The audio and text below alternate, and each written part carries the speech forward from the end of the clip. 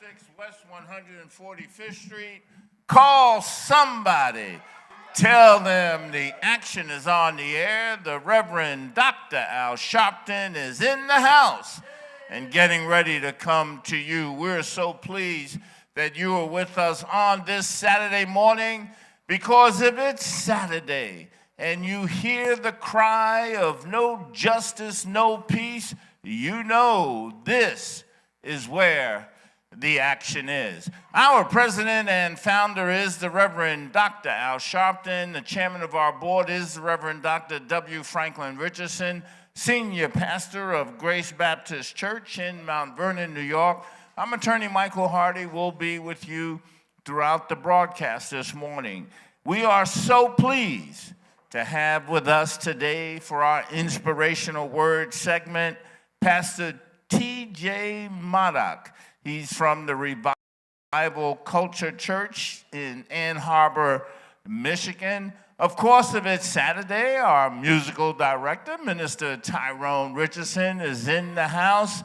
And if it's Saturday, our dear sister Katrina Jefferson, coordinator of all things here at National Action Network, also the liaison to National Action Network's president, the Reverend Dr. Al Sharpton, will be here to ask you what's on your mind. That's right. She wants to know what you're thinking about. So much happening around the world, around the state, around the country, in your own home.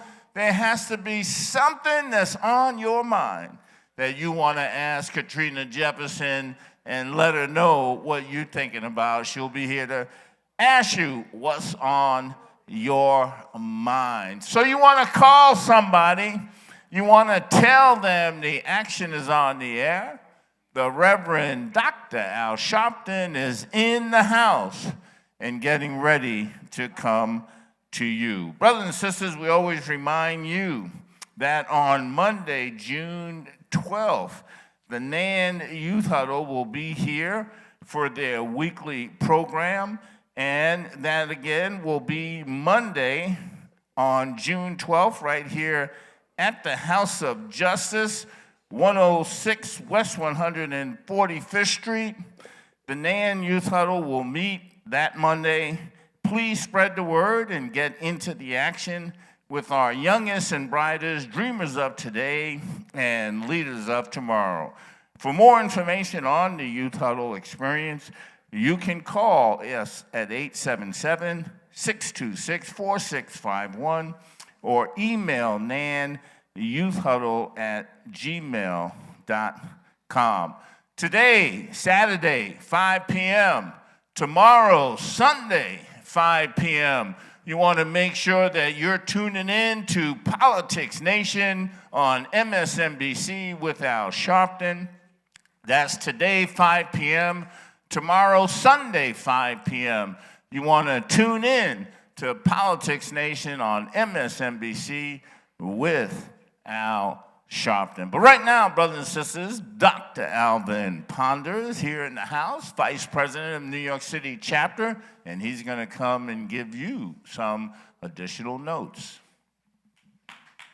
Good morning, brothers and sisters, listeners and viewers, and thank you for tuning in to another Saturday Action Rally with the National Action Network. Here's some information to keep you in the know. Medgar Evers' legacy. Reverend Sharpton was in Jackson, Mississippi this past Friday, keynoting the Voices of Courage and Justice Gala and Awards in memory of civil rights icon Medgar Evers.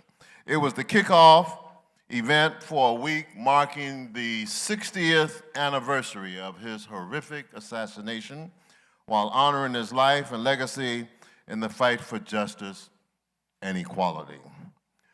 Medgar Evers' wife, Merle Evers Williams, and their children asked Reverend Sharpton to speak at the gala, which recognized Brother Evers' immense contributions in advancing civil rights as well as the lifetime work of his widow. Medgar Evers was a pivotal voice in the fight to end segregation in educational facilities and other spaces, and He fought against draconian Jim Crow laws. He launched an investigation into the murder of Emmett Till and was the NAACP's first field secretary in Mississippi. Myrlie Evers Williams, his widow, continued his work and also served as the former NCAA chair. Reverend Sharpton said in a statement earlier in the week, the same issues he gave his life for, from voting rights and school integration to hate crimes and scare tactics, are once again commonplace in this nation. Quote, this event will pass the torch from Medgar and Myrlie's generation to today's youth, who will be at the vanguard of this fight to advance the issues they fought for. Nan remains committed to pushing for civil rights, voting rights, criminal justice reform, social justice, and so much more. It is why it was important for Reverend Sharpton to participate in the remembrance of Medgar Evers at the request of the family, so that we never forget the sacrifices of the past as we continue the good fight. Justice for Ejike Owens. National Network calls for the justice of Ejike Owens, a 35-year-old mother of 4 who was shot and killed by a white neighbor on June 2nd. Reverend Sharpton will travel to Florida on Monday to speak at the eulogy of Ms. Owens at the request of her mother. Lawrence was arrested and finally taken into custody on Tuesday and charged with manslaughter with a firearm.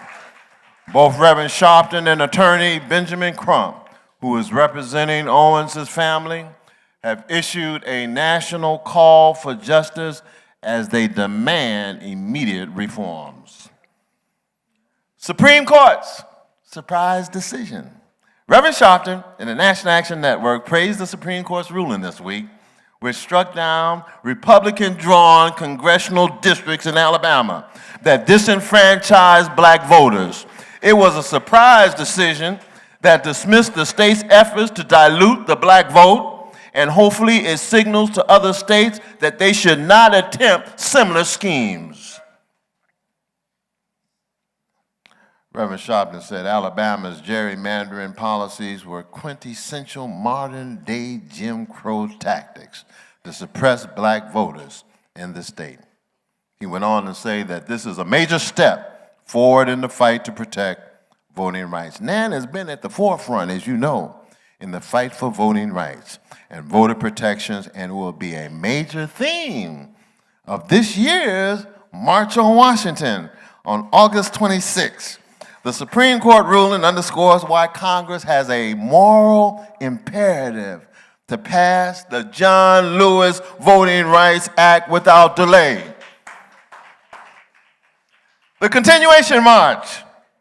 In preparation for its critical march on Washington on August 26th, National Action Network has been diligently organizing and meeting with various groups to ensure that the march is inclusive of all voices.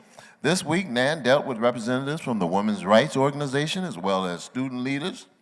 And 60 years since the Reverend Dr. Martin Luther King's historic March on Washington, NAN and the Drum Major Institute will continue his call for equality and justice. NAN has already met with members of the Latino, Asian, Jewish, LGBTQ, and other communities, and we strategize for the march. When reproductive rights are under attack across the country and young people face a slew of challenges, meeting with various organizations representing women's rights and student groups was vital. For more information and to sign up for a bus, please visit www.nationalactionnetwork.net. It's not a commemoration, right? It's a continuation. Welcome to all of you who have tuned in and joined us also via live stream at www.nationalactionnetwork.net and also live on Facebook at The National Action Network. If this is your first time joining us or if you are not a member of NAN, we welcome you to NAN and invite you to join us and get into the action today. For more information and to join, you may visit again www.nationalactionnetwork.net or you can call 877-626-4655. Again, that number is 877-626-4651, or just text the word NAN, N-A-N, to 59769. Welcome. And thank you, Dr. Ponder, for those notes. Brothers and sisters, it's coming up. You know, Katrina Jefferson, our coordinator here at National Action Network, also the senior liaison to President Sharpton, is here to ask you what's on your mind. Good morning, Katrina. Oh, good morning, Attorney Hardy, and good morning to each and every one of you who are here live here at the House of Justice, to those that are watching by way of live streaming on our Facebook page or on our website, www.nationalactionnetwork.net, and to you who are listening by way of WLIB 1190 AM. Welcome to another weekend's conversation of What's on Your Mind, where we at the National Action Network, we want to hear from you. We want you to share your thoughts, your viewpoints. You know, maybe it's something you overheard on the news this week, and we know if you're alive and breathing, you know that there's something happening across this country. There's so much happening and so much that could be brought to the forefront. And this is the platform, the space, the conversation for you.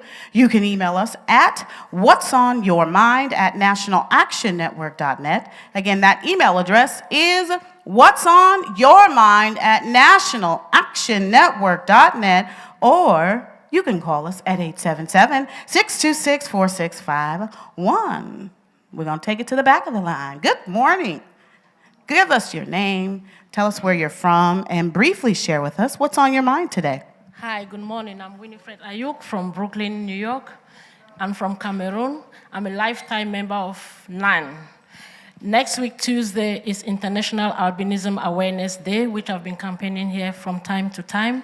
Since June, every June since 2017, I've decided to take this to the street. It was from the street I was directed to come to NAN. And the first day I was baptized here, Reverend Al Sharpton promised if we are working on anything, he's going to take on. This year, I took my campaign to a different level. I got friends and sympathizers of albinism. We put money together. It came up to $1,560, which we are donating to NAN as a token for them to join into our campaign to fight against albinism. Even African Americans discriminate a lot against their own albinism here. Zina, my friend, I invited her today. She's not here. During the George Floyd rally, which I marched, then I continued with the campaign because it coincided with this period. This is what she said. I quote her on my posting. That's good that you were out there with the protesters to bring awareness about our people. A lot of our people discriminate against us like we are not one of them. And albinism from America. The African issue is so pathetic. Kill them. Last killings took place that I know of December, November of last year. Babies are snatched from their mothers' hands. They are killed. Some children are afraid to leave home to go to school. It's so bad because police officers are also involved, religious officers also, as well as some parents sell their children. I've left some writings at the back. Thank you. Thank you so much. And yes, just for those of you who are not here, she's talking about albinism in the African communities on continent of Africa and also here in America as well. Good morning. Give us your name. Let us know where you're from and share with us what's on your mind. Good day, everybody, and God bless everybody. My name is Sister Reverend Word. I'm from Heaven, born in Harlem. I'm a National Action Network lifetime member. I'm 72 years old and new. Of course, what's on my mind is Bible scriptures and the example that Christ Jesus really represents for us to get involved in politics. We have to get involved. If we don't, there'll be a lot of politics. So for the most part, what we have to really consider, last night I attended a forum that introduced us to a couple of the campaigners who want to be Harlem City Council people. And it was really interesting that a lot of people attended and asked very relevant questions. But the whole point is we need new people also who are also in the civil rights movement. So of course, we need new Queens District Attorney because we got two brothers that definitely need justice, and the one that's currently there is not doing her job. So we need a new Queens DA. We need some new city council people. We need some new senators. We have to give people a chance. We're encouraging people to get involved. So when they get involved, we have to vote. We have to really vote and give them a chance to do what they have a passion for, which is to help all people have some justice and some peace. So God bless you all and good day. Thank you so much for sharing. Good morning, my brother. Give us your name, let us know where you're from, and briefly share with us what's on your mind. How you doing?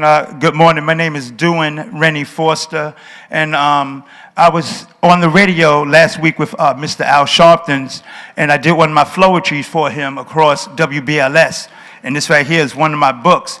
One of my books right here talks about stuff that we all go through. And what happened was when I did the flow with him over the phone, he said, "You got 30 seconds, shoot." And that's what I did.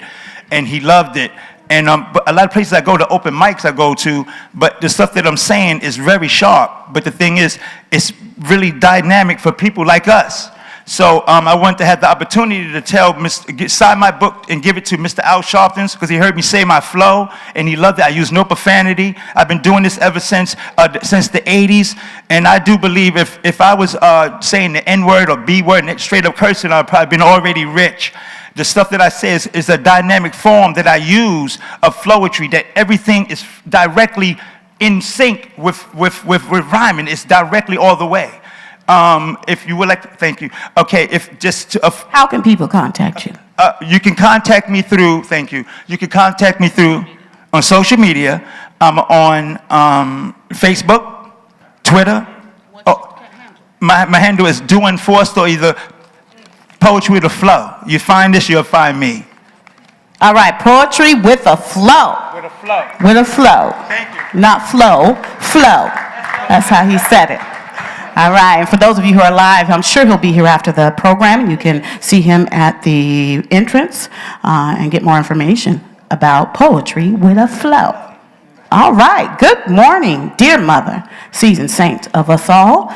Give the people your name, let them know where you're from, and let them know what this month is about, the month of June. Yes, my name is Reverend Crone Goddess Kennedy, born in Albany, New York, raised up in Saratoga Springs, down here now with National Action Network and the Reverend Al Sharpton, celebrating 84 years on the earth, and as a Stonewall veteran. In 1969, everybody got sick and tired of being sick and tired. They raided the bars, they'd come in, and they would strip search the men if they were in women's clothing, and the women in those days, they wouldn't call them police officers, they called them matrons. They'd bring the matrons to strip search the women if they were in male clothing and did not have on 2 pieces of female underwear. And this is what was happening in 1969. There was an uprising. It was not a riot, it was an uprising. We got sick and tired of what police brutality. Some of the gay people were even found floating in the Hudson River. And prior to the uprising, and along with us fighting in the streets and on the inside, we took on the American Psychiatric Association, whom we fought for 7 years and won.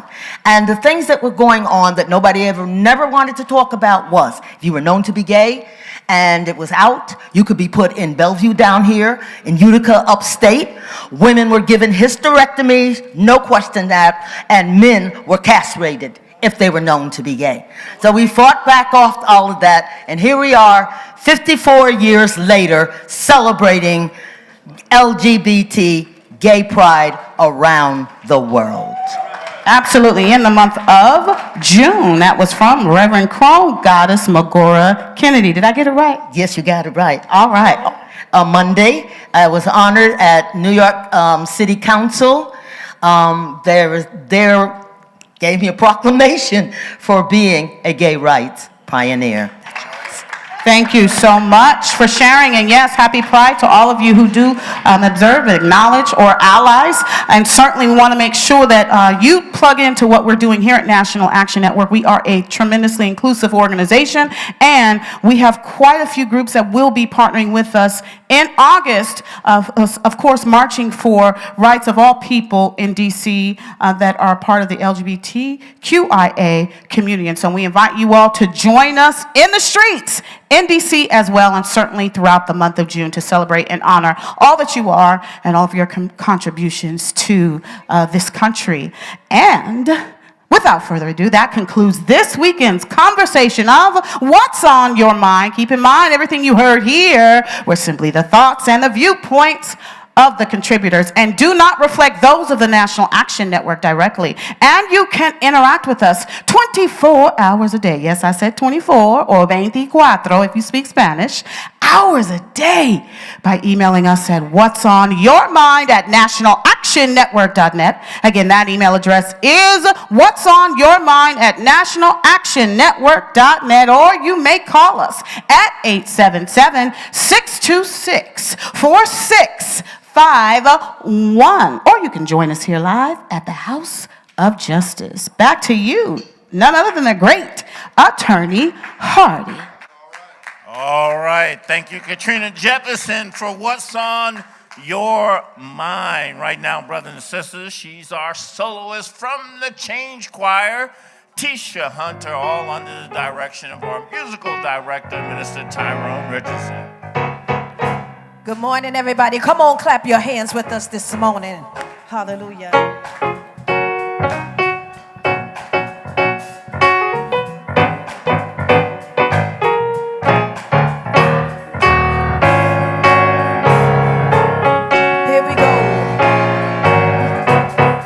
I just want to praise you forever and ever and ever for all you've done for me.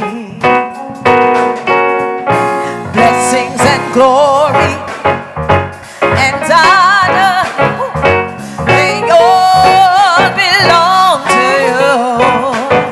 Thank you, Jesus, for blessing me. Come on, help me say, I just want to praise you forever, forever and ever, and ever, for all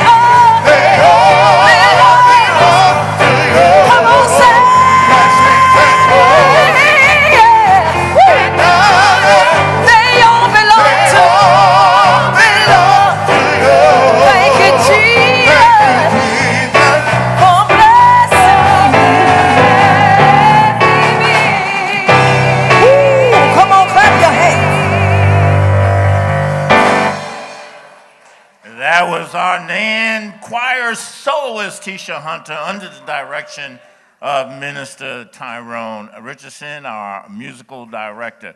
Right now, brothers and sisters, we're going to bring you in the house with the Reverend Dr. Malcolm Byrd. In the house is all about the work of the committees of National Action Network. So right now, a little word from Reverend Byrd. Good morning, National Action Network. This is the day that the Lord has made. Let us rejoice and be glad in it. We take now a journey in the house, and on today, we showcase the works of our Arts and Culture Committee. One thing we know, if the world's looking for culture, they can surely find it in black people. We can do it, we can sing it, we can dance it, we can say it, we can do it, because that's who we are. And this Arts and Culture Committee here in the National Action Network is devoted on celebrating the many and various ways and modes of expression for our people in the arts. With a microphone, on a stage, you name it, we focus upon it. And the chairperson of our local Arts and Culture Committee needs really no introduction. He is hard at work. There's never anything he's not doing concerning arts in our community. It is my pleasure to bring to this podium here in the House of Justice our Arts and Culture chairperson, Brother Arnold Penix. Let's show him some love as it comes. Show him some love. Grand Rising, Nan family. This is Arnold Penix, a.k.a. A. Gregory Harris, a.k.a. blacker than black can be, blackety black. The big black man. Black people, Jesse's still running, so let's get it done. Run, Jesse, run! Whoa, Jesse, whoa. Jesse Owens, Nan Freedom Runner. Time to go black to the future. 400 years a slave in the home of the brave. So run, Jesse, run! Run for our freedom! And Nan Arts and Culture just keeps rolling along, just as Tina would say. Nan Arts and Culture pays special tribute to the late, great Tina Turner, who was simply the best. Let's give it up for that, yeah. This is the Nan Arts and Culture Report, Nan Arts and Nan Performing Activists presentation of Joan Guest Anderson's Praise and Worship. A review, Teach Me, O Lord, was a special treat for Nan chapters attending the Nan Convention 2023. Nan performing activists Lorenzo Vaughn, King Laji, Andre Green, Reverend Goddess Memora Kennedy, Reverend James Clemens, Diamond King led a processional through the House of Justice. The meaning of the wearing of white in the black church was the message, along with singing of the gospel. Nan Got Talent kicks off its Summer Talent Showcase, hosted by Nan Performing Activist President Lorenzo Vaughn as James Brown. Say It Loud promoting the Black and Proud Nan members. The screening of Ann Mitchell's Up on Sugar Hill will launch our Nan Flick series Saturday, June 24th, 1 p.m. to 3 p.m. after the Nan Saturday morning rally. It's Nan Flicks and Chill. Subscribe to the Nan Got Talent YouTube channel and get free popcorn. Join the Nan Arts and Culture Committee. We have various community outreach programs that you can be a part of and get into the action. We have the Underground Broadway Movement, Starving Artists Delivery. You can deliver meals to our homeless and our performing activists in the subways and trains. We have the African American Writers Retreat in Thomasville, North Carolina, where if you're a writer, you can submit your works and we can screen them on our YouTube channel.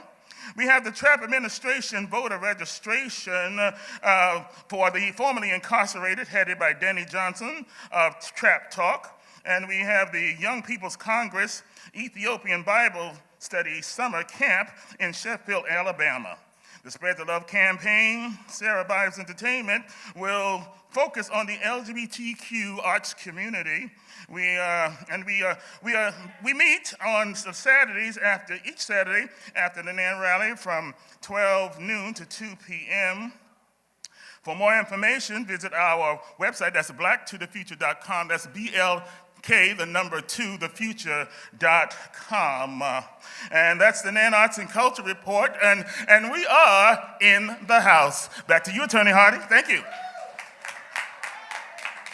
All right, Dr. Penix, thanks so much. Right now, brothers and sisters, our musical director, Minister Tyrone Richardson.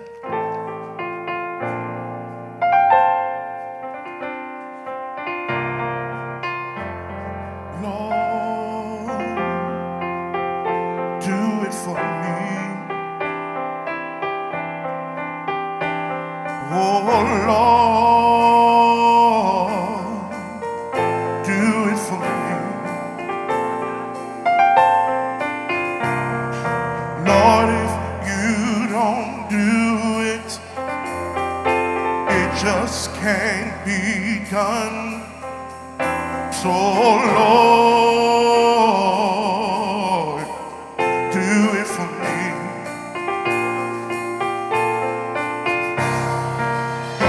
Lord, fix it for me. Oh Lord, fix it for me. Lord, I have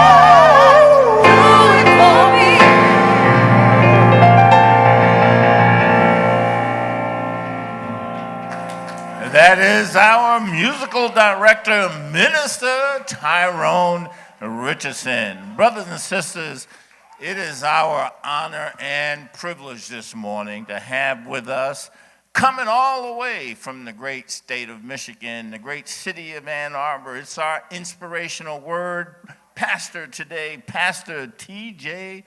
Modoc, the Revival Culture Church in Ann Arbor, Michigan. Let's give him a great welcome.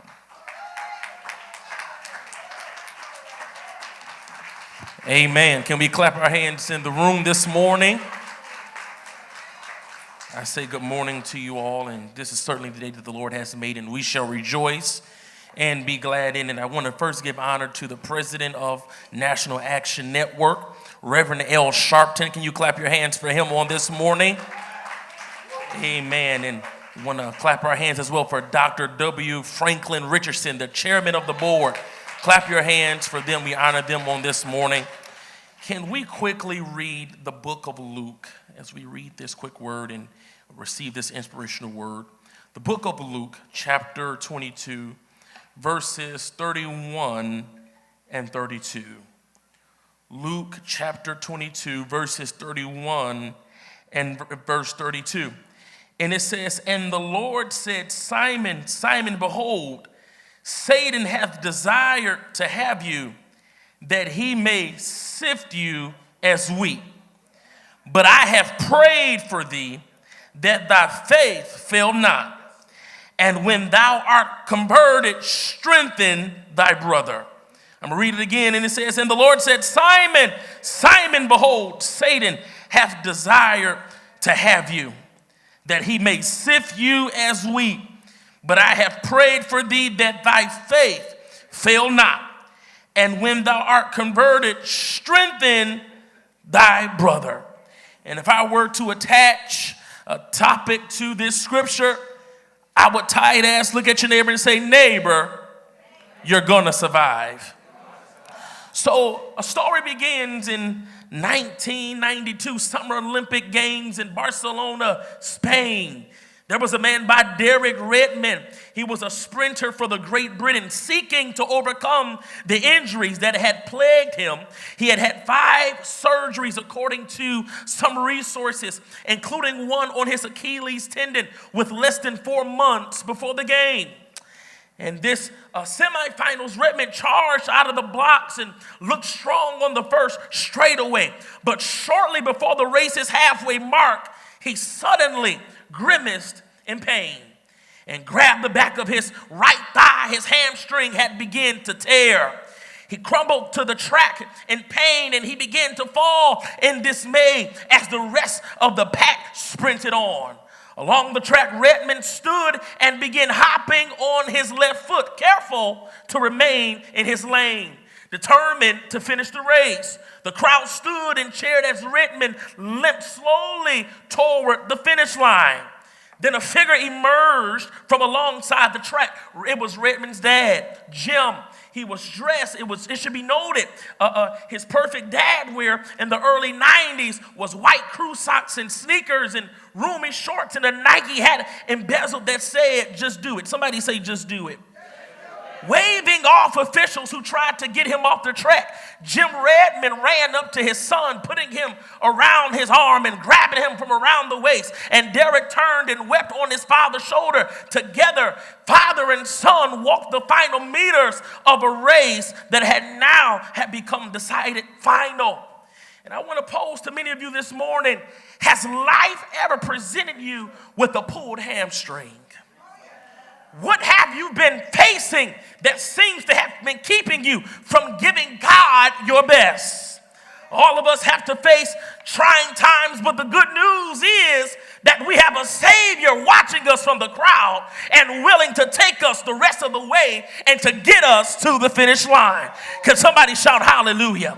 And so I believe that entire story, I believe as we read through this text, it is proof that sifting seasons aren't designed to stop you, but rather push you closer to your destiny.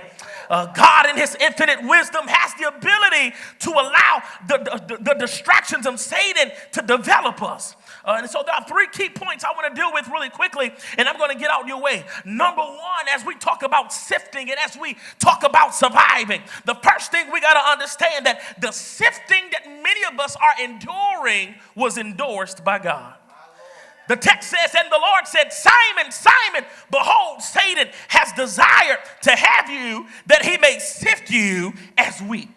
An example of an endorsement is when you sign the back of a check telling the bank that you give your approval for the check to be cashed. And it is clear upon first glance at this text that Jesus takes an opportunity to prepare his disciple for what is to come. In fact, their entire tenure with Jesus up until this point has been nothing but preparation. Somebody shout preparation. But this time is different because although he has prepared them from other issues and problems in the past, they were still able to face them when Jesus was by their side. But this time, Jesus is telling them that there is coming a moment where the enemy desire to sift you as wheat. And Jesus is telling them that this time is going to be different because I want to see will you handle your problems the same way out of my presence as you would if I was in your presence. He tells them Satan desires to have you. And the word here in Greek is plural, suggesting that although he called out Simon's name, he was addressing all the disciples. And he gives them his warning. He gives them this heads up. He tells them to get ready because the devil desires to have you. And many of you got to understand this morning that what you're going through right now has been endorsed by God. God wants to see how you're going to handle this season. Somebody say, Lord, I'm going to handle this season with grace. And so many of us got to understand this morning that we have been faced with hamstrings. But the Father is watching us on this morning to see how we're going to handle it. So that's number one. Number two, don't expect to be sifted if you're not productive. And so we got to understand that you were equipped to endure. Somebody say, I was equipped to endure. And so you got to understand that as we build ourselves in the likeness of God and as we build ourselves in the power of God, he has given us the power to endure. The text says that Jesus not only warns them if this sifting, he not only warns them of this, but he also gives them hope in the process. Satan's power to sift Peter as wheat was limited by God's intercession. He said, I know you're going to be sifted, but I prayed for you. Somebody say, he prayed for me. Now it is important that we note all of the you and yours that were used up until this moment were plural. But when he says, I prayed for you, its singular meaning wasn't talking to everyone. Now he's talking to Peter, which raises a question. Why would he warn all of them about the sifting, but only pray for Peter? Why would he warn all of them, but only pray for Peter? Why did God cover me? Why did God keep me? Somebody say why. I would like to suggest that he prayed specifically for Peter because out of all the disciples, Peter was the only one with a specific assignment that he has to complete. Peter is the one, he says in Matthew chapter 6 and 16 verse 18, upon this rock I will build my church and the gates of hell shall not prevail against you. And that is a word for somebody here today, that though the sifting was going to take you out, I came to let you know that Jesus, who is our high priest, that sits on the right hand of the Father, making intercession for us, he knows that the sifting couldn't stop you because he had already given you an assignment. And this prayer from the Savior not only speaks to his sovereignty as God, hallelujah, but it speaks to his love for us. Come on, somebody say, not only does he have power, but he has love for me. And so he has given us power to endure. And the third thing I want to say to many of you as I close this out is that there is an expected end. He says, I have prayed for you that your faith would fail not. And when you are converted, strengthen your brothers. I like the fact that Jesus says, and when you are converted. And the Greek denotes a change or a transformation. It is literally a turning away and a turning to. Some of us want to escape the sifting but don't want to be converted. If you're not going to allow the sifting to stop, you must be willing to be converted and transformed. From an old way of living into a new life in Christ. Transformed from an old way of talking to a new tongue. Transformed from an old way of thinking into a new mind in Christ. That's why Peter couldn't let his faith fail, because faith is the only thing that can change the results without changing the fact. Although the temptation was inevitable for Peter, his faith was irreversible. Jesus knew that conversation may be necessary, but it was also bound to happen because Peter has faith beyond his failures. And in my closing, I'm telling many of you this morning, that's what's going to push you past this point of your going through. What's going to push you past this point of dealing with pulled hamstrings is your ability to stand tall in faith. When it seems like everything is around you is falling, when it seems like your money is falling in the empty pit, when it seems like you're dealing with things in your body, what's going to pull you through? Somebody shout, "It's my faith." I come to tell you in my closing, you don't have to worry and you don't have to be afraid. Joy comes in the morning. Trouble don't last always. For there's a friend named Jesus who will wipe your tears away. And if your heart is broken, somebody just lift your hands and say, I know that I can make it. I know that I can stand no matter what may come my way. My life is in his hand. The devil desires to sift you as wheat, but your faith will fail you not. Yes, indeed. We want to thank Pastor T.J. Modoc, Revival Culture Church, Ann Arbor, Michigan.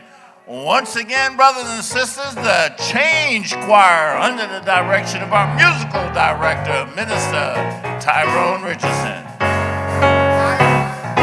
High and lifted up in all the earth is who you are. High and lifted up in all the earth is who you are. High and lifted up in all the earth is who you are. Lord, we exalt your name. Lord, we exalt your name. High and lifted up in all the earth is who you are. High and lifted up in all the earth is who you are. High and lifted up in all the earth is who you are. Lord, we exalt your name. Lord, we exalt your name. High and lifted up in all the earth is who you are. High and lifted up in all the earth is who you are. High and lifted up in all the earth is who you are. Lord, we exalt your name.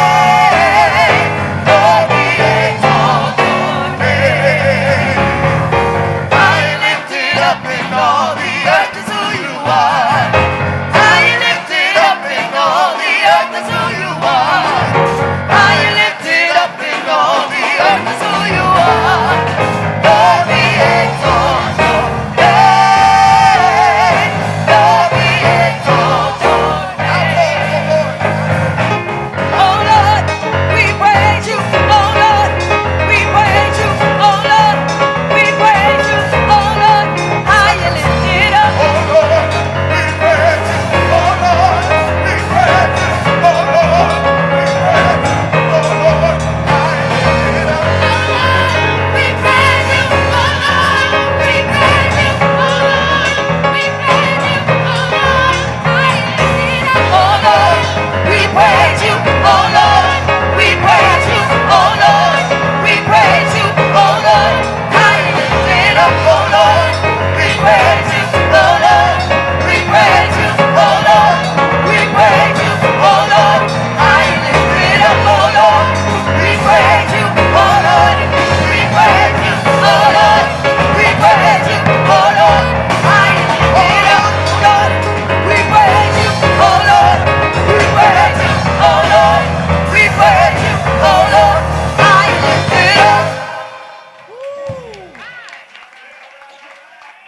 Is our Musical director, Minister Tyrone Richardson, and the Change Choir. Brothers and sisters, I want you to get on your feet right now for the president and founder of the National Action Network, the Reverend Dr. Al Sharpton.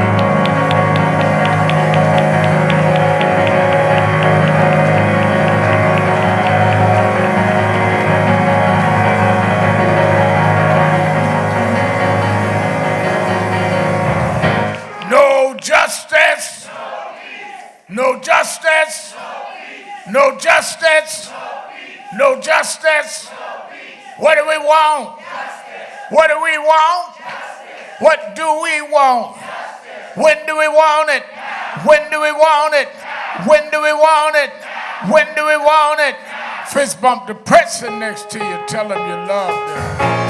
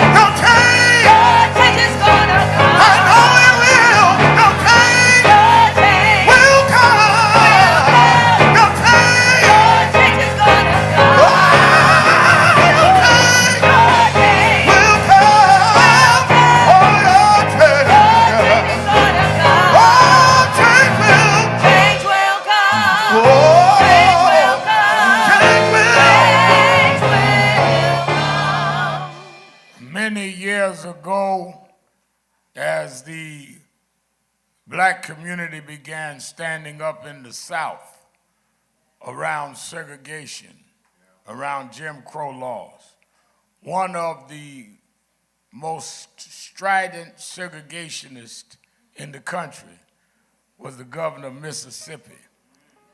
And one of the worst states practicing that was Mississippi. And the capital of Mississippi's capital city is named Jackson, after Andrew Jackson, a segregationist president who believed in white supremacy. But last night I was in Jackson, and I was introduced to speak at a commemoration for Medgar Evers' 60th anniversary of his assassination.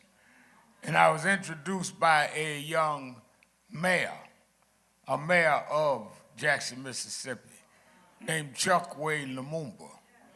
And I thought about how Andrew Jackson would have thought about a black man named Chokwe Lumumba being mayor of the capital city of Mississippi.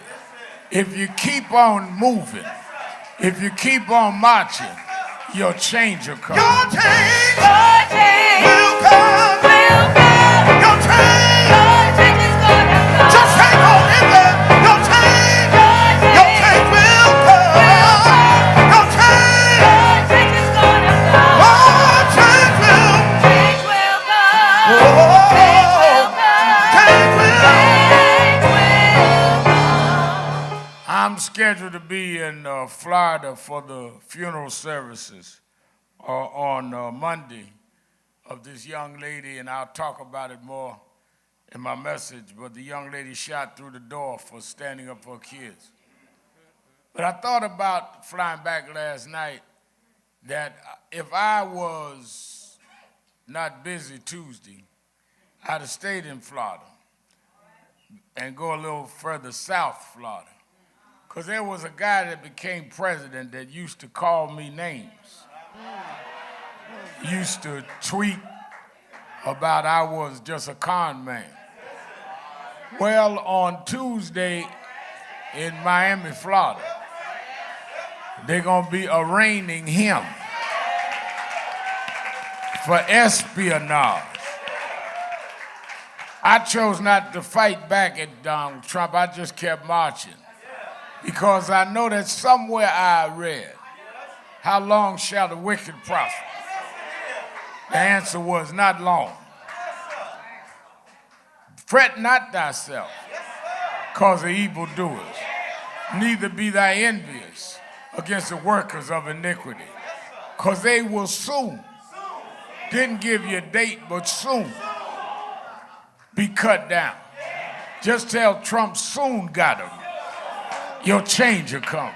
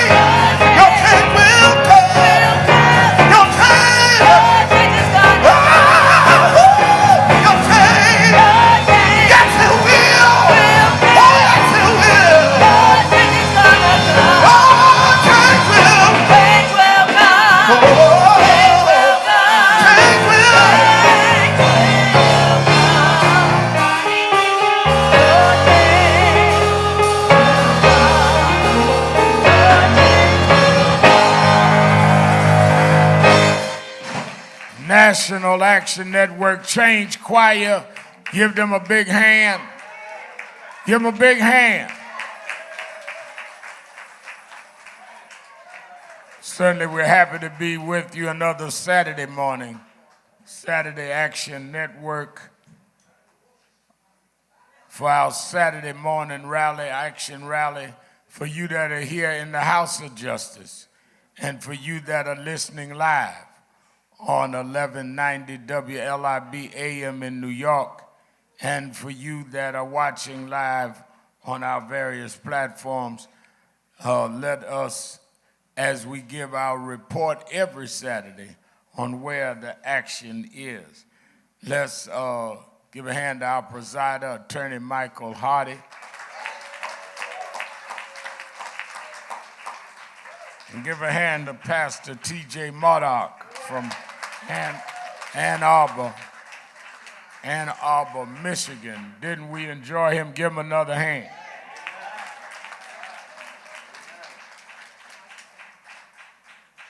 And let me say we are glad Attorney Hardy wasn't here the last couple of weeks, had family, and then had his high school reunion that he had to go to. So he wasn't here last Saturday. Some of y'all thought that he wasn't in his post, but he had his high school reunion for those that went to high school and with him. So the three of them met last Saturday.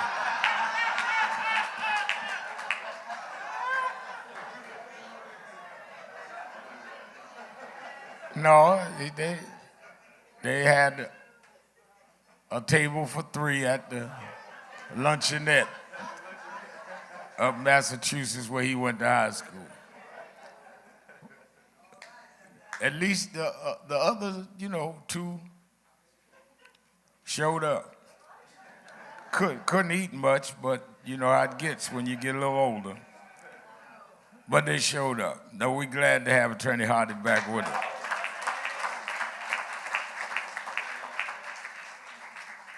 Let me say before I get into announcements that I'm going to give some announcements before I get into my message.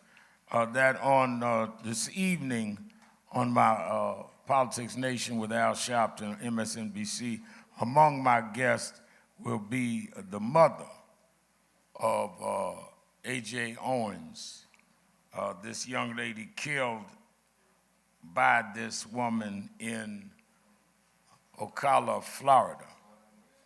And she will be on with Attorney Ben Crump. I'm doing the eulogy on Monday in Ocala. I'm going to talk more about that. And then on tomorrow morning, I'll be preaching at the Greater Centennial AME Zion Church, 100 West 4th Street in Mount Vernon, New York. Service starts at 9:30. You in the Westchester area, come and worship with us at Greater Centennial AME Church, AME Zion Church in the morning. I also want you to know on next Friday, going into Father's Day weekend, but as important to us is Juneteenth, is that the documentary on me, Showtime is going to be starting to show it on Friday evening at on Showtime, Loudmouth.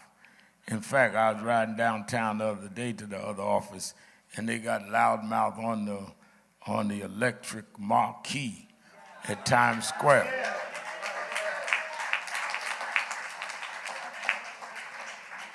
So those of you that are listening that have not seen Loudmouth when it was in the theaters or it's on Apple and other things, and some of y'all don't have Apple because y'all don't want to pay for it, you can watch it on Showtime.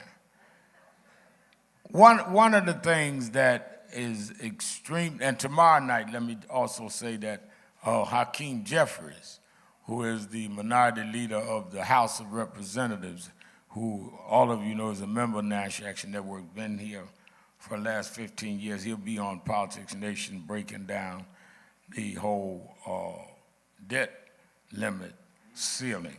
One of the things that bothered and concerned me is that in all of the analysis of the debt ceiling and the way the president was able to salvage some things with Social Security and Medicaid, the media, general media, did not give any credit to Hakeem Jeffries.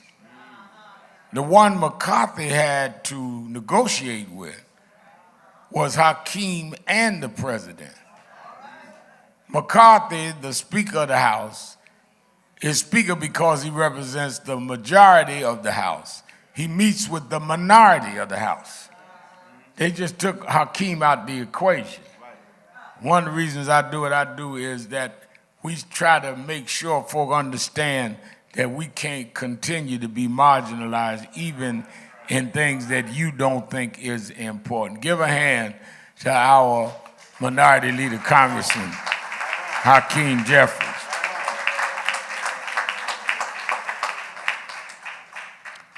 Let me also recognize, I see Sister Nia 2X stand-ups up head of our Washington, D.C.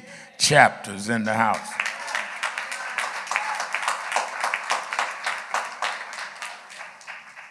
Glad to have her with us. Let me start by saying, let me welcome Impact Television, our Impact Television family, watching us all over the world. Let me go back to what I was saying about Mississippi. One of the things, Reverend, that I think we miss, Reverend Murdoch, is that all through the Bible and all through history, there is always the warning of remembering your history. I heard you in your inspiration word talk about getting through and knowing that you can get through.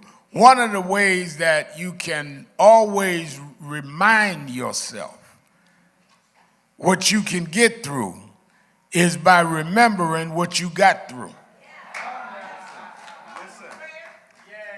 I can stand up here all day long telling you to have faith and I will. But the issue for you is if you just think about what you've been through, it is instructive on what you can get through. Folk that forget what God has already done will always have a crisis when they face something. Reason why I don't get rattled when something happens is because happenings have been going on all my life.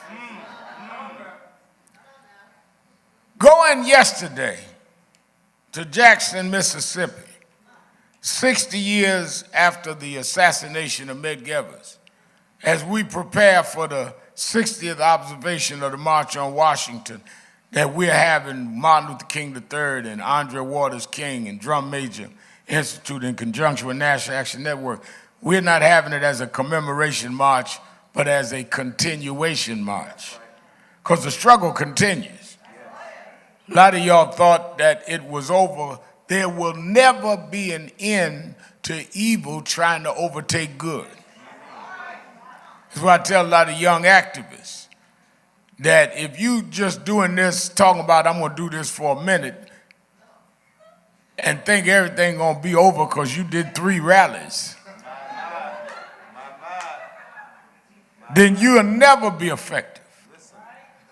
One of the reasons I wanted to go to Jackson and be part of the ceremony with Medgar Evers' wife and daughter and others that were there, Congressman Benny Thompson, is there must be a continuity of struggle.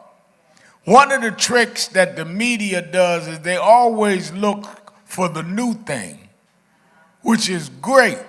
I'm looking for the new thing. We got young folk leading here. But you don't need the new thing in the removal or absence of what preceded it. Because if the new is not connected to the old, then the new might bring where the vein of and where the lineage was going in another direction. So I was glad my daughter was able to go with me, youngest daughter Ashley. And Dominique always reminds me when I say youngest daughter, she's only 14 months younger. Dominique don't want to feel old.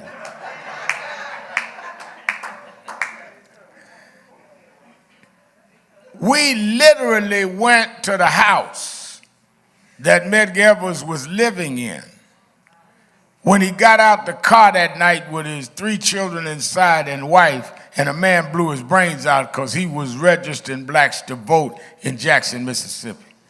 And the house is there just as it was. It's now a national monument. But to walk in that house and the state troopers, they guide you around.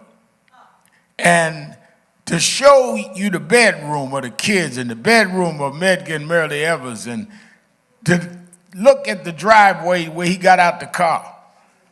And they say usually we get out on the passenger side in case somebody's shot.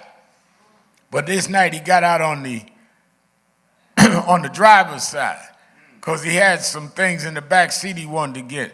And he had gone through all kinds of things to protect the house. Had put things in the front, had pebbles on the side, had made sure the windows were a certain way, preparing for what ended up happening anyway. And as this guy was explaining all of this to us, I thought about under the fear and the stress and trauma they had to live under to get us the right to vote. And how ultimately they heard a gun blast. Marilee Evers there last night, just turned 90 years old, heard the gun blast. And she ran out. He's laying there in the driveway bleeding to death. 3 children screaming inside. One of the daughters there last night. All of that to get us the right to vote. That's just 60 years ago. Now, I'm of the generation right behind. Medgar Evers and Dr. King was one generation. Then they trained Reverend Jackson and John Lewis's generation, who were about 13, 14 years younger than them. And Jesse and them trained my generation, me, Mark Morial and all. And we're training the next generation. There's a continuity. But when you have folks that are not in line with the struggle, they don't understand what the struggle is and what the value of the struggle is. That's why they'll show up when the immediate passion is there, and then you can't find them. Well, one thing people need to look at, what happens to a lot of these activists that jump up, I call them pop-up activists, like y'all got these pop-up stores. Y'all got pop-up activists. Every incident, I'm getting ready to go to Florida, and they're going to have some down there. Man, ain't going to take no more. Fired up, ain't going to take no more. And the next incident, you won't find them. I want young folk that will be here for the long haul, that understand that this is not a seasonal struggle. And the reason I know that is I was raised by those that understood this is going to be a long struggle. I was as young, crazy, mad as anybody else. I understand all that. But after a while, you understand you got to deal with pacing yourself for the long haul. Now, what I'm saying is that if Evers and Goodman, Cheney, and Swerner and Viola Luisa and all of them died to give us the right to vote, how do you then use that when you look today at how we got to beg folk, literally beg them to go out and vote? We've gone from give us the vote to why do I have to vote? We've gone from we want to be enfranchised to tell me we ain't got nothing out of the vote. I was riding one night on a flight coming from West Coast. I believe I was coming out of Los Angeles. And a guy got on the plane. He happened to be across the aisle from me. And we got to talking, and he said, Reverend, I agree with you on some of the stuff, but I just don't see the reason to vote. I said, what do you mean? He's sitting up there with all this designer clothes on, designer shoes, designer socks, everything. You really know you're successful when you got, designer socks. Guess he put designer lotion on his feet.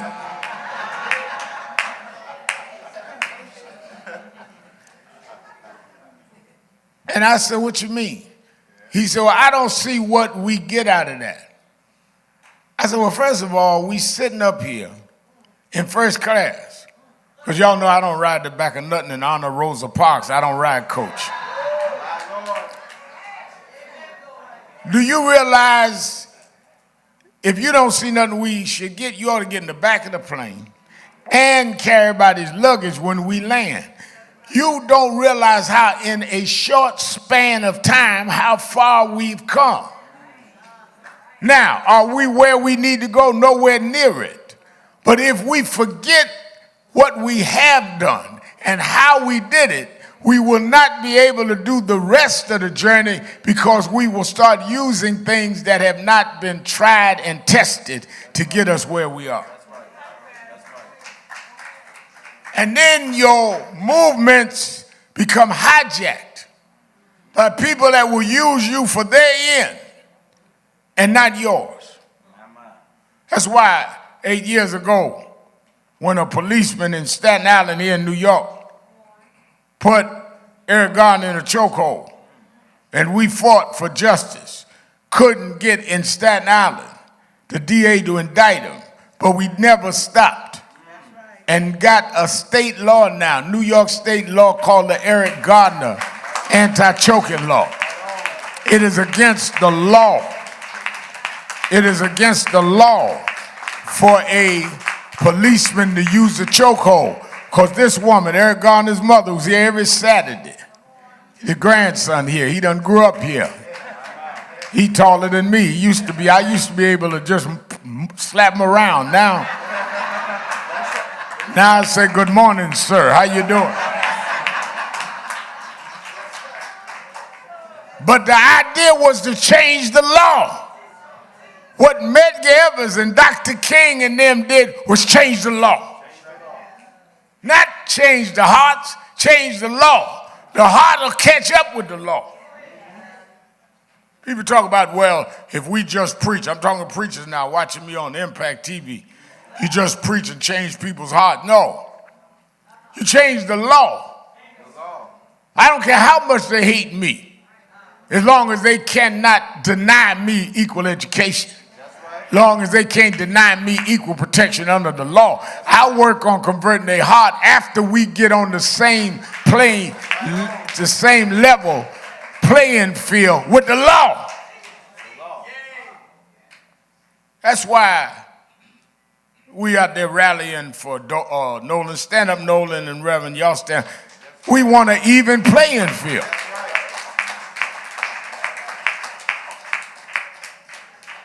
And that's when we from when I was a kid, y'all that watched Loudmouth, from when I was a kid in breadbasket all the way to now, it's about changing laws and policies.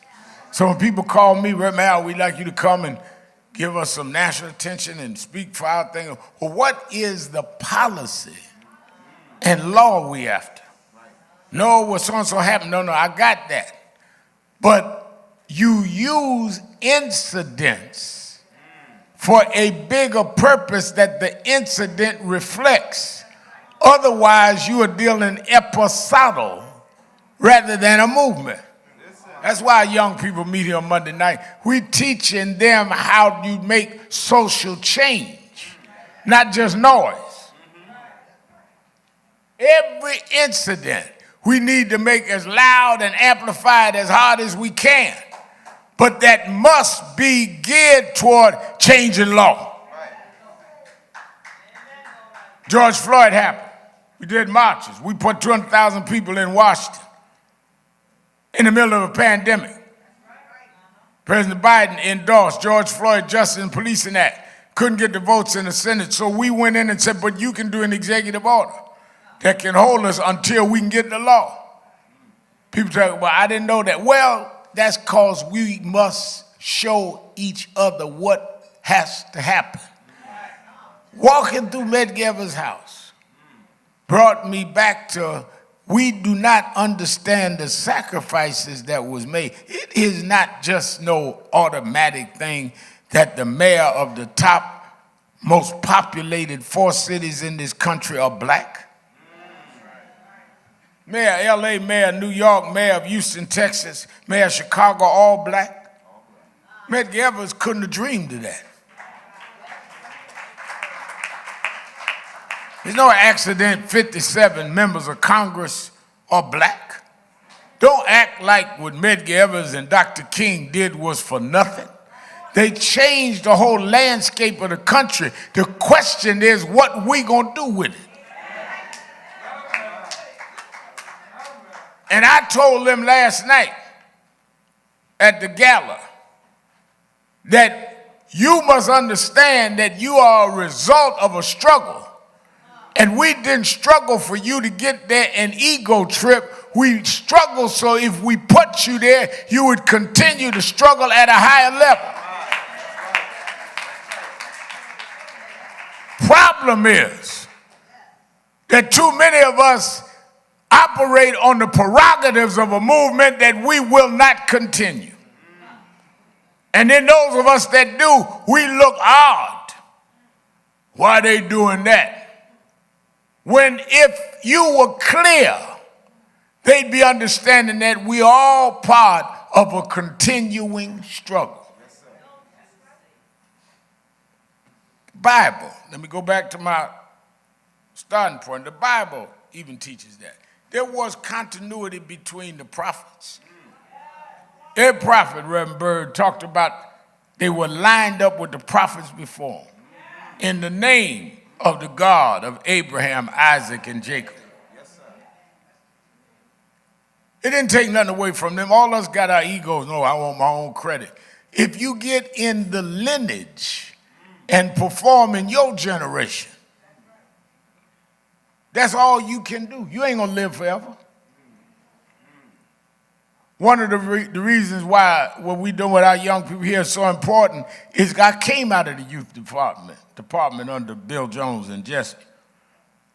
I understand if you don't cultivate young people, they will not be prepared because anything is liable to happen.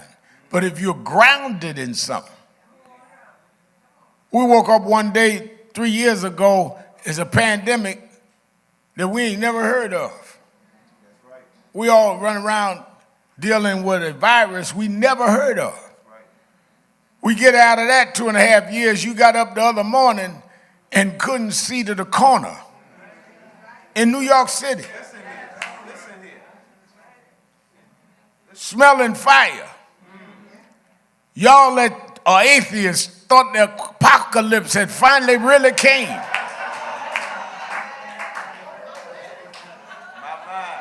I got a friend went to school with me, always, I don't know all that preaching thing, you boy preach all that.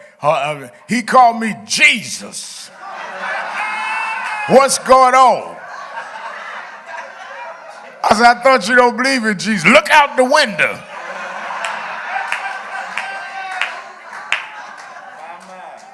You don't know what's going to happen from day to day. But if you are part of what is eternal, you can handle what happens day to day because you're lined up with something longer and stronger than you.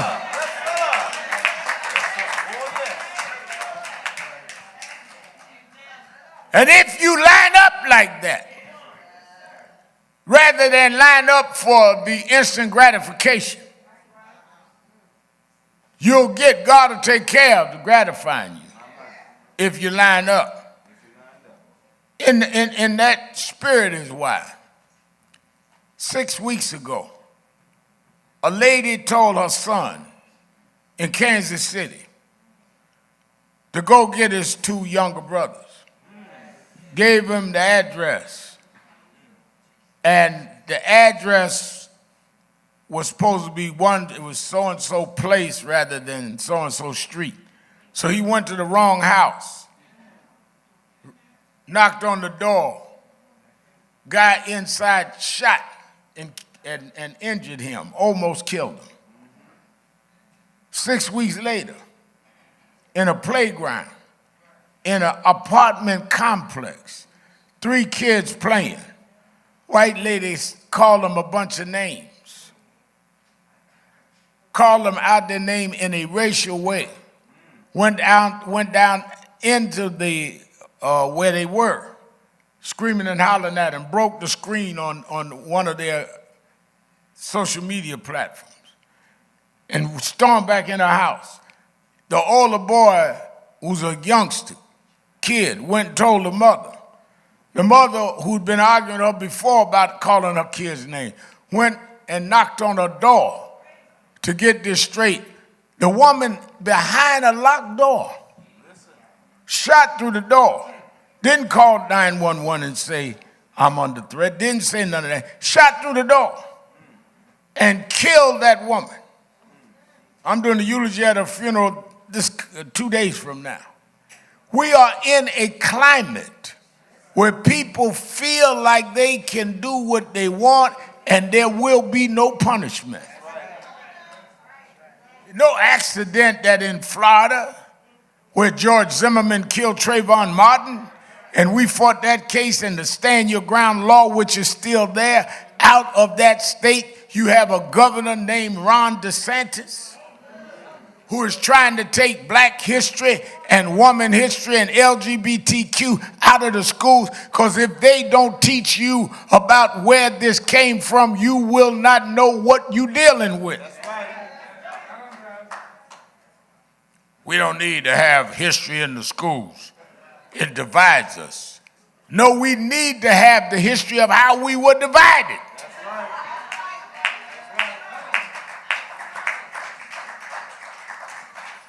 Black history is not just taught for black kids.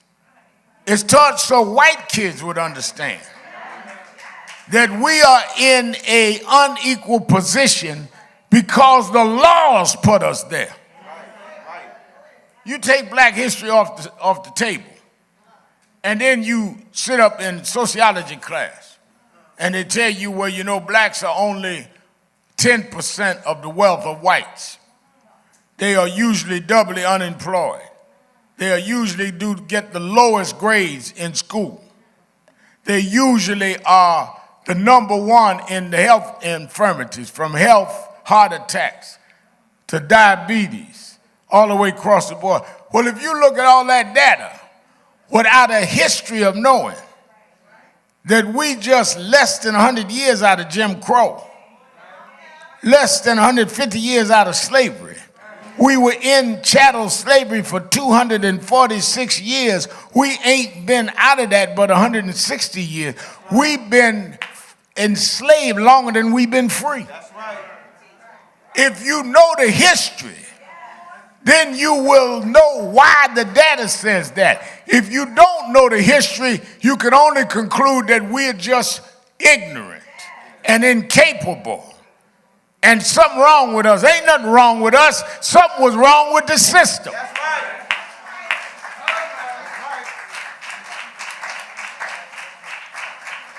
But the hardest job is to convince us that ain't nothing wrong with us. You know, it's a hard job to change laws. It's worse when those that you're fighting for, Reverend, don't think they're worth the laws being changed. Some of you heard the story. Harriet Tubman gave an award saying, we want to salute you, Underground Railroad, how you brought all of these slaves to freedom. And she said, I could have freed more if I could have convinced them they were slaves.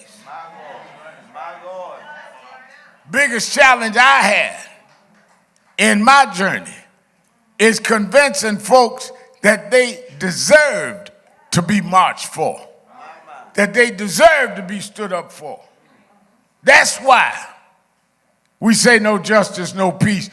There should not go on business as usual until we get justice. Why? Because you deserve justice. Well, Reverend, you got to understand, we got to fight crime. That's why we have chokeholds. Well, why don't you have a record of chokeholds in the white community?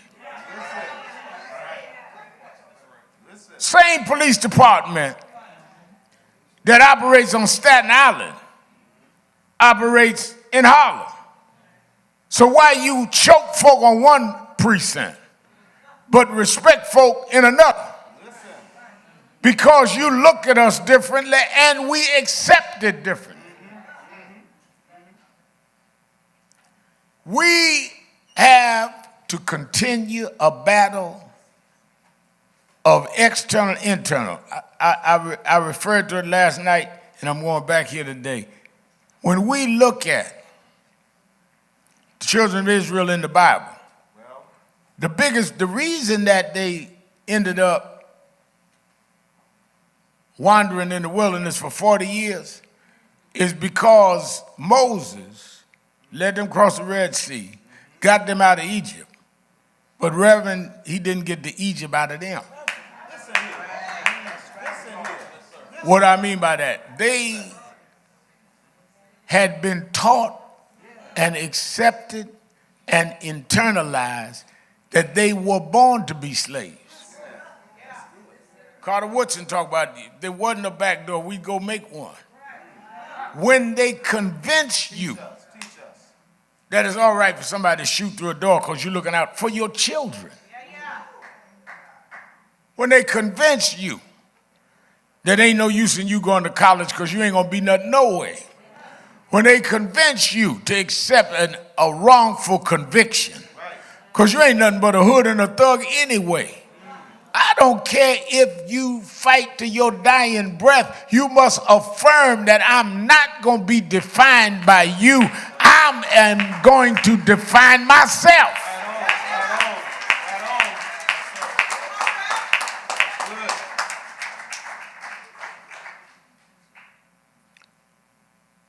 Rev Mal, I thought when you got TV show, you wouldn't be marching no more. I thought when you can go to the White House, you wouldn't be leading marches no more.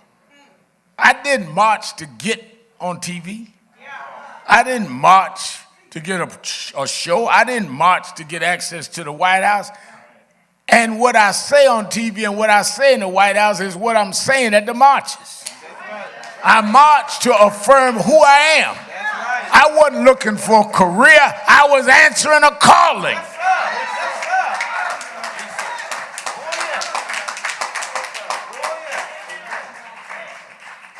Well, Rev Mal, they got you on a marquee at Times Square when they didn't have one. I marched anyhow. And when the marquee changed, I'm going to keep on marching. Because I want my grandson to know we are not less than, we are equal to, and will accept nothing less.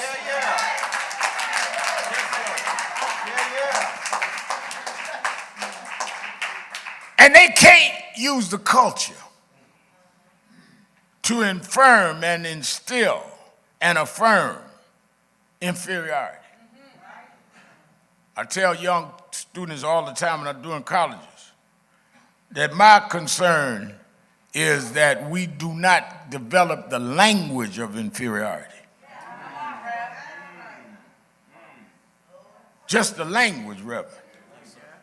I know when I was growing up, before I even knew James Brown, in '68, now I'm 13 going on 14, just a song, Say It Loud, I'm Black and I'm Proud, changed how we thought about ourselves. Just Aretha singing Respect changed how young black women thought about themselves. Just Marvin Gaye singing What's Going On changed how we thought about the Vietnam War.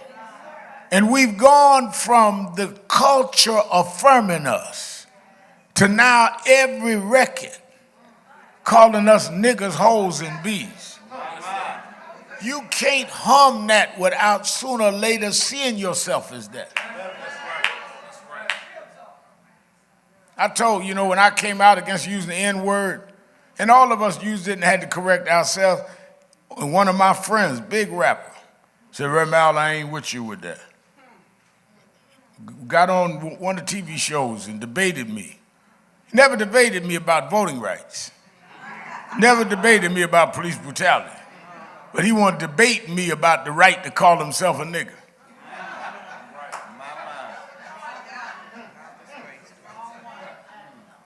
We had a big debate 15 years ago, whenever it was. About 10 years later, maybe 8 years later, Rachel Nordlinger, same rapper, had got married, then had a family. And he was coming out of one of the boutique shops on Fifth Avenue. Guy walked past him and said, yo, what's up, so-and-so? I ain't gonna call his name. And he looked at him. He said, what's up, brother? He said, oh, I see that's your daughter. Let me look at the little B. And the rapper stopped and said, what'd you say? He said, I want to see the little B. That's your little B? He said, you call my daughter B? He said, you've been calling mine that for 10 years.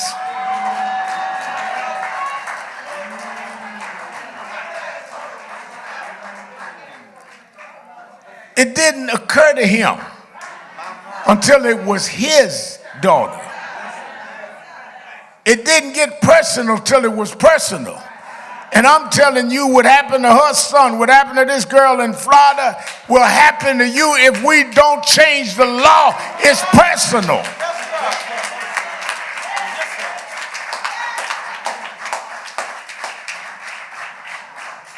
That's why we got to have this history. They brought us to the U.S. and enslaved us in a slave trade so that they could build an economy with no wages. There's no way you can't get wealthy if you have a workforce that you ain't got to pay for. They built the country with laborers with no wages. We made cotton king. Cotton was the biggest export around the world at that time. They never had to pay for it. tobacco, never had to pay for it. And they enforced an economic exploitation with racism. Well, why are they out there in the field doing that, Daddy? Because they're inferior. They're 3/5 of a man. How do you make that rhyme? You made it the law. That's why I go right back to Andrew Jackson that I started with, putting Judge Taney on the court, who came with Dred Scott. There is no rights of black is bound to respect, because they put in the law, we are not equal. We're 3/5 of a human. So even though a black mammy may raise you, son, they are less than you. They're a little above the animals, but they're beneath us. And they raise their children on that. And that is the element that we are still fighting today. People that been told by their grandmama and their mama that they're superior to us. We've got to heal them by healing ourselves, saying, I don't care what your mama told you. And we're going to change these laws and enforce the change until you learn that God made us all one and all equal, and I'm not accepting nothing less.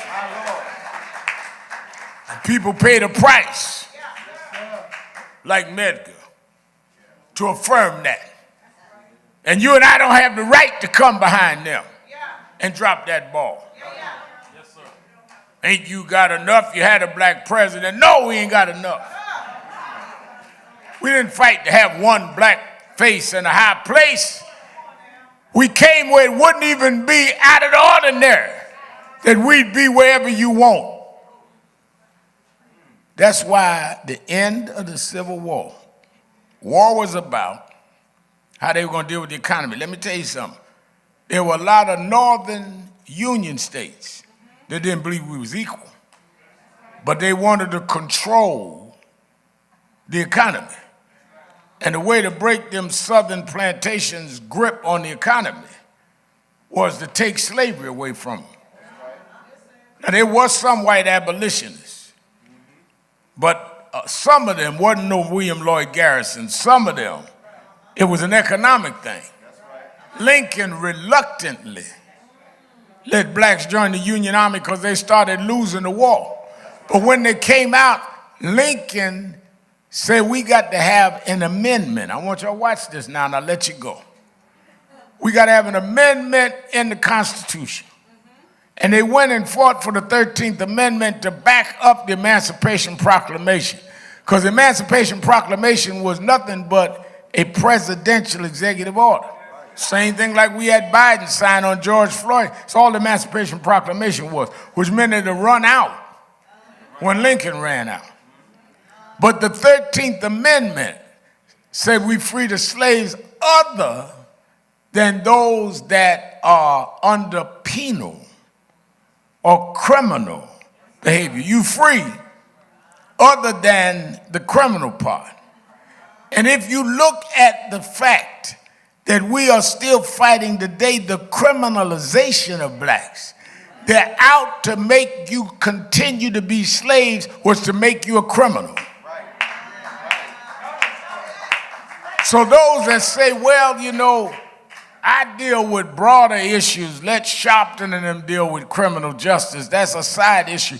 It is the basis of the fight in the 21st century, because you cannot get around that clause in the 13th Amendment until you deal with the criminalization of blacks.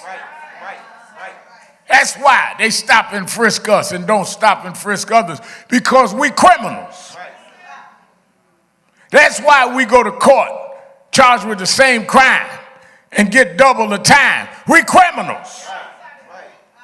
That's why you are a suspect and a white your age and your background is a prospect, because we criminals. Their way out is the criminalization, and that's what NAN is about, and that's the fight we've got to fight. And we take the weapons that our fathers and mothers gave us, the vote and our ability to organize en masse, to decriminalize the racial justice code in this country.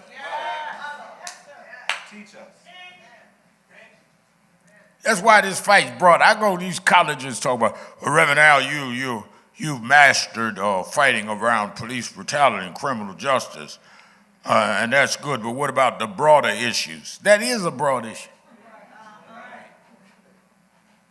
They make our most successful black business people criminals.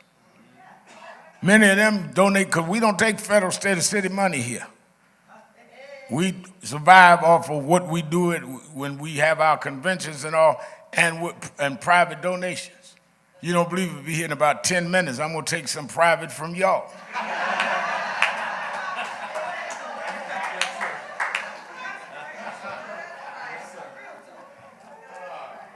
But this fight is not a marginal fight.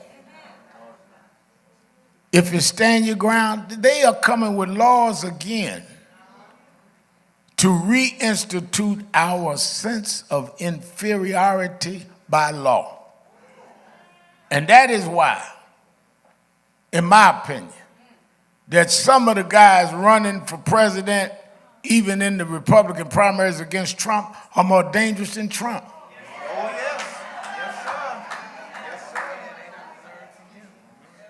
And let me tell you something. Y'all can laugh all you want about DeSantis don't know how to kiss babies and do retail politics. What he's doing in terms of changing and banning laws, what he's doing in terms of migrants. I mean, he sends a plane to Texas to get some migrants to fly them to California. At the same time, they increase aid to others that come from other parts of the world. You got to look at what you're looking at. You got to see what you're looking at. And he's more polished. Got better manners than Trump. He's been to Harvard and Yale.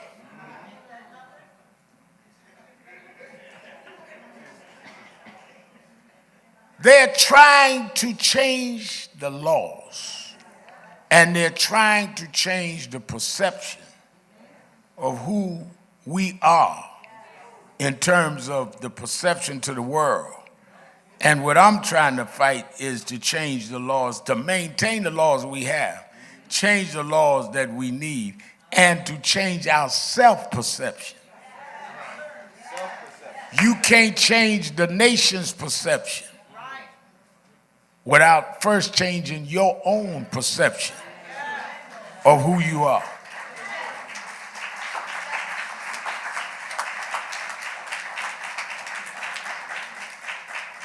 I remember, and I often tell the story, Attorney Hardy heard me tell before, I remember when I first went to Brooklyn College, and I was studying sociology and political science. And professor came out and said, we're going to have a big, thick book. He was assigning us the books. He said, we're going to study the underprivileged. It's all right with me.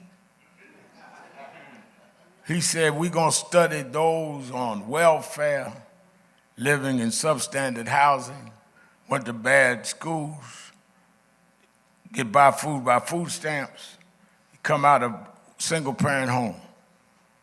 I said, he talking about me. I never saw myself as underprivileged because my mother never raised me. Daddy was gone. She never raised me telling me I was underprivileged. She would walk to the subway at Saratoga and Livonia, New Lots train, and I'd walk with her to make sure nobody snatched the bag. We lived in what was called a high crime area.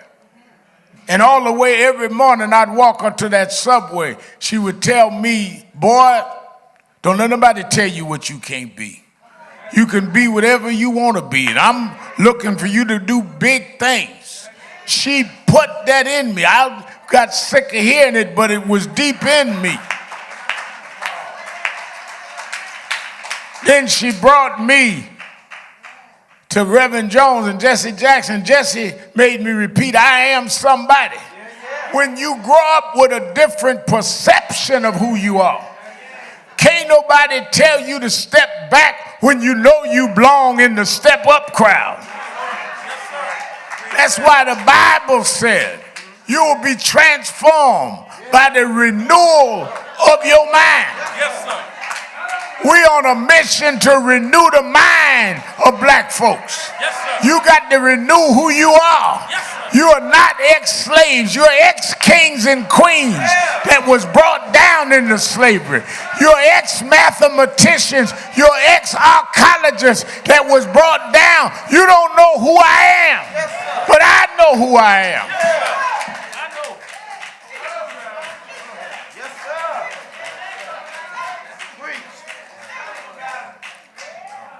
Jesus.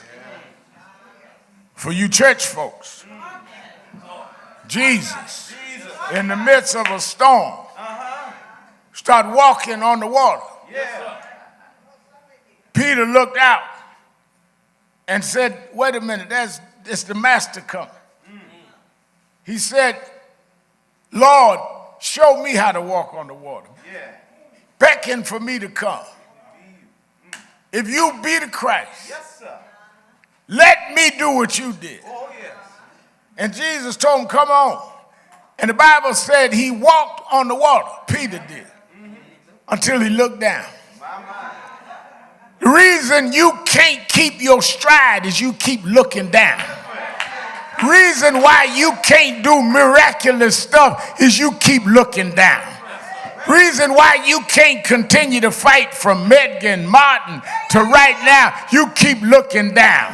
The reason why they don't like me, the reason why I always be controversial is I won't look down. I'm going to keep walking on the waters of this country because I know that my Redeemer lives. I know he'll make a way out of no way. I know he'll guide my feet and hold my hand. He walks with me. He talks with me. He tells me I'm his own. I know who I am. I was not born to be shot through doors. I was not born to be choked to death. When God made me, he made me in his own image. And I'm equal to anybody in this world. And the laws are going to reflect my equality. That's why up these same Harlem streets, Messiah Garvey said, up you mighty race. You can if you will. And that's what we gather every Saturday morning to affirm who we are. You ain't doing me no favor to give me justice. I was born deserving justice.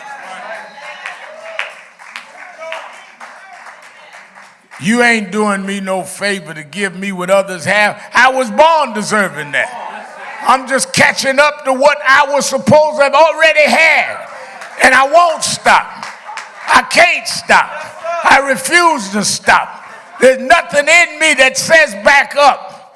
Ain't no retreat in me because God gave me the power and God gave me the strength and God gave me the energy. Saying if you stand up, I'll hold you up. Somebody listening to me this morning about to give up, but don't give up. Don't give out. Don't turn back. Hold on just a little while longer. Don't turn your faults into your profile, but make sure you understand you're a winner. Even if you stumble, get back up. Even if you fall down, rise up anyhow. The race isn't given to the swift, nor to the strong, but those that hold out, those that endure to the end. They used to sing when I was a little boy in Washington Temple, Lord, help me to hold out. Lord, help me to hold out. Lord, help me to hold out until the end comes. I'm going to keep on marching. I'm going to keep on fighting. I'm going to keep on striving. He promised never to leave me. He promised he wouldn't forsake me. He promised he wouldn't turn his back on me. Up, you mighty race. Up, you mighty race. Up, you mighty race.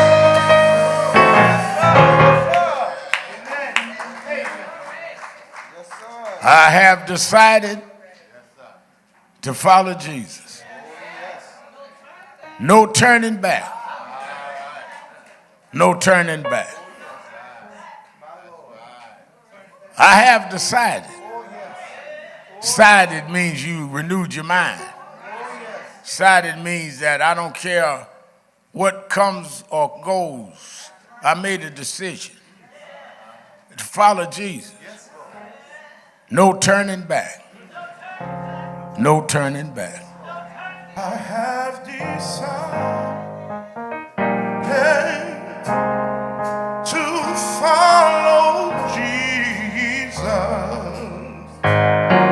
I have decided to follow Jesus. Oh, I have decided to follow Jesus. No turning back. No turning back. Though no one joins me, still I will follow. Though no one joins me, still I will follow. Oh, though no one joins me, still I will follow. No turning back. No turning back. The world behind me, the cross before me, the world behind me, the cross before me. Oh, the world behind me, the cross before me. No turning back. No turning back. I have decided to follow Jesus. I have decided to follow Jesus. I have decided to follow Jesus. No turning back. No turning back. Everybody's singing. Everybody's singing. Everybody's singing.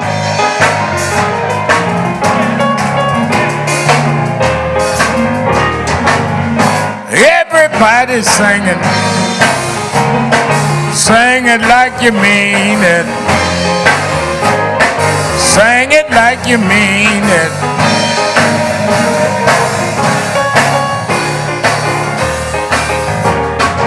We want justice. We want freedom. Everybody's singing.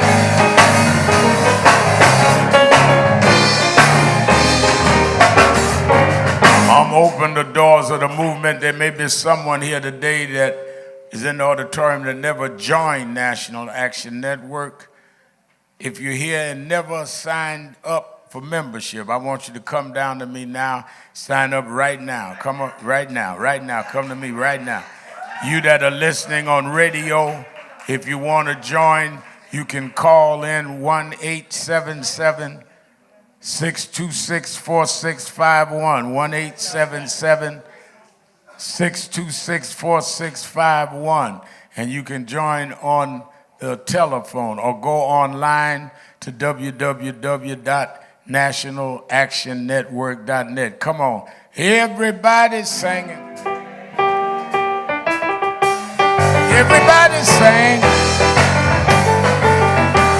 Everybody singing.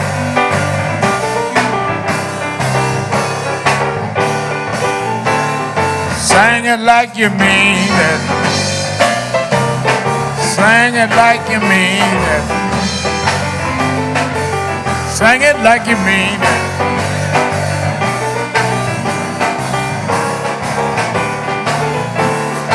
One more time, y'all. One more time, y'all. One more time, y'all. Hey. As we get ready to go off the air, you that are listening, oh, we got one more member. Come on. Come on, sing it one more time. Everybody sing.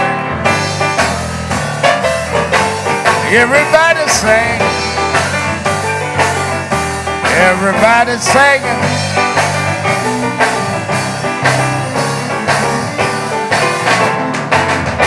Everybody now. Everybody now. Everybody singing. Yeah. All right. Before we go off the air, I want to remind you that are going to be part of this historic march on Washington, August 26th. I want you to go. It's the weekend of the 60th anniversary of Dr. King's I Have a Dream speech, and we're going to march right the same place, Lincoln Memorial, August 26th, Martin Luther King III and Andrea Waters King and the Dream Institute and National Action Network. We have about 80 support groups, and I want you all to register. Why register? Because we can then tell you what buses are leaving near you, what trains may be leaving, or if you're driving, where you can park. So go to www.nationalactionnetwork.net, www.nationalactionnetwork.net, and register online. If you can't go online, you can call in at 1-877-626-4651. And you that listen on the radio, I meet people everywhere I go in the city when I'm in town, say, I listen to you on Saturday mornings. Come some Saturdays. You miss watching Carmela dance. You can't see that through the radio. And by the summertime, we're going to get a uniform and have Rachel Nullinger bust out here and dance one Saturday.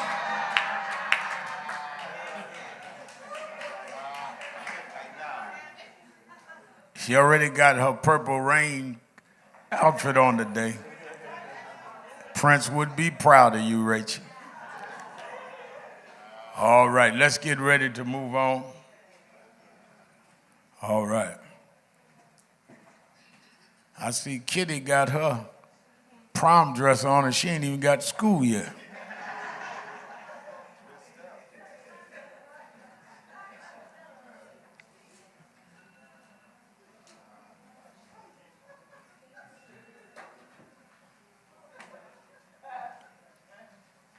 All right, I need everybody to give to the best of your ability.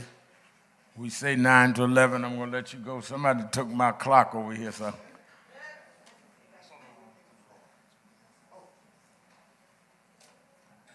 Oh, it's on the floor.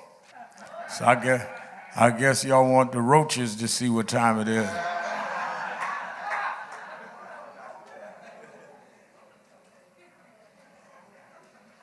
All right. I need everybody to give to the best of their ability. I need about 10 people. 10. Wasn't that wonderful? I said to give the best of your ability, and Tyrone started reaching in his pocket. I'll move. I need about 10 people to give $100 or more to come quickly. Minister Winston Gilchrist, $100.